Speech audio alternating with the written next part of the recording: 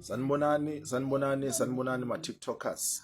Nikhuluma noDumisani waMabele, who is the director of Amandla Foundation, which is a non-profit organization elapha eNzansi in rural areas of Ladysmith, in the place called KwaHlathi.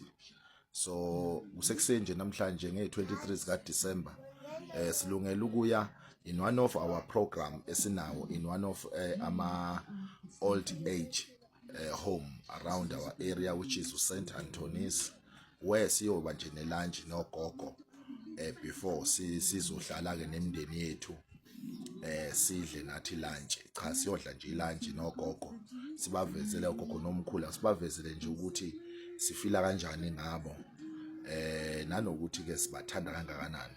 Akukho okukhulu, akukho okuningi, ukuthi nje si-arrange ilunch nabo, just nje ukuhlala nabo, sibuyise ithemba, sometimes sidlulise nothando esinalo ngabo.